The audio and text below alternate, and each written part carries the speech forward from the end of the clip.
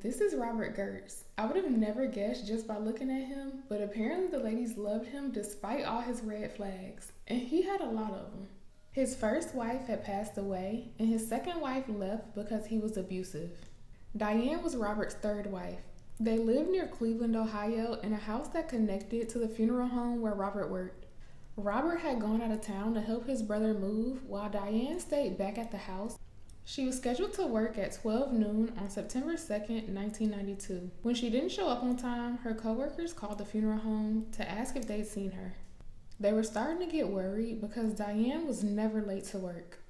That's good for her, but y'all couldn't say the same thing about me. I can't be on time to save my life. I don't know what it is. Okay, well, I have an idea. And don't say it's because I'm black. We can be on time, I promise. CP time is not a real thing. But anyway, one of the funeral home employees noticed that her car was still in the driveway, so they called her name through the screen door.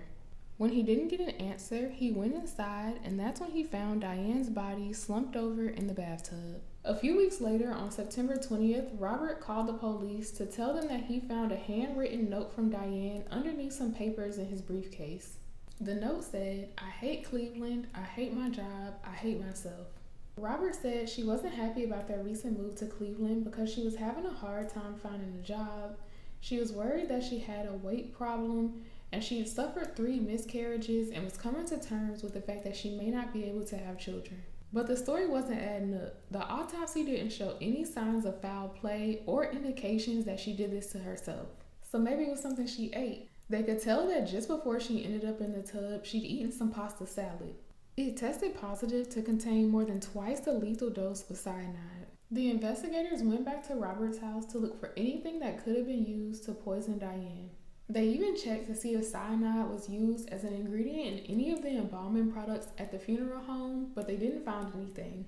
Robert talked to one of his coworkers about the police searching the funeral home for cyanide and said, "That's not where I got it from." And it would have taken everything in me not to say, "What do you mean that's not where you got it from? What you mean by that?" A local TV show asked for tips that could help solve the case. Robert was in the Army Reserves. When his commanding officer learned that his wife died of cyanide poison, she knew she had to come forward with some information. Robert knew that she worked as a chemist in her civilian job. In the spring of 1992, he asked if she could help him get his hands on some cyanide to get rid of groundhogs on the property. She didn't send it to him immediately. She actually forgot about it until one day she came across the business card that he left on her desk. It had the letters KCN, which is the chemical abbreviation for potassium cyanide, along with the words, "Thank you for your help."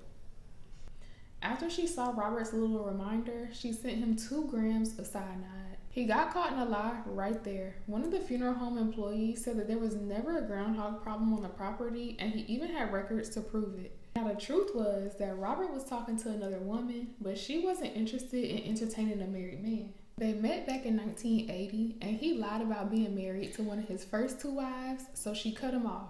They got back together in like 1985 or 86, but it didn't last long and they broke up again. In February of 1992, he was honest about being married to Diane, but he told her that they were divorcing, like we never heard that lie before.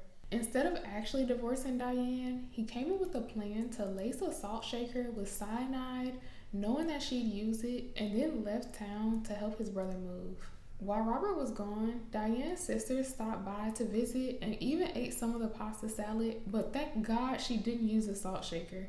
Diane's life insurance policy paid Robert a little bit more than $50,000. He used it to buy a new home and planned to invest $10,000 to become a silent partner in another funeral home.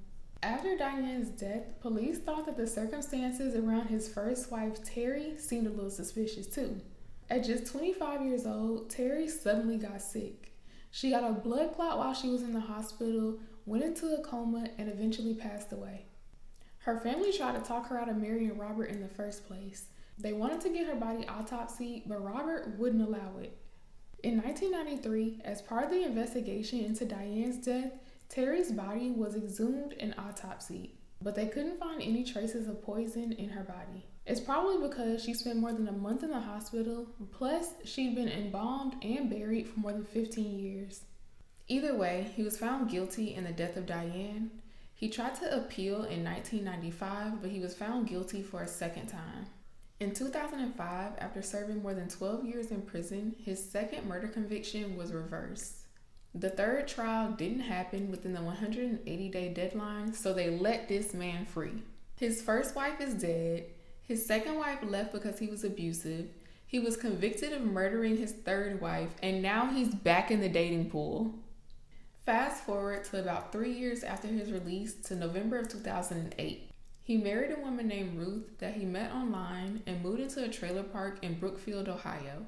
He's not even fine, so what is he telling these women to convince them to marry him? It can't be the money, so is this something that I'm missing? Ruth was a 58-year-old nurse who just started a new job. On August 5th, 2012, she called her supervisor to quit her job because she said she was being stalked by Robert. Her supervisor called the police. Police officers drove out to the trailer park to check on Ruth. Robert met them at the door and said that his wife wasn't there and he had no idea where she was. Later that day, police officers talked to Ruth on the phone. She said that she left town and quit her job to hide from her husband because he threatened to kill her. In January of 2013, Robert was arrested and back behind bars where his ass belonged. He was visiting Ruth at her new job in a different city and bringing her a cup of coffee. She would get sick every time. Investigators found searches for antifreeze on his computer and believed he was using it to poison her. Robert told investigators that he searched it because his dog had stepped in some and he wanted to know what the side effects would be. He also mentioned that he contemplated using it to unalive himself. Now, I'm not victim blaming, but you know that he poisoned Diane and probably Terry too. Why would you eat or drink anything Robert Girts handed you? You was about to be next. Let's be for real. Thank you for joining me. Let me know what you think down below, and I'll see you next time.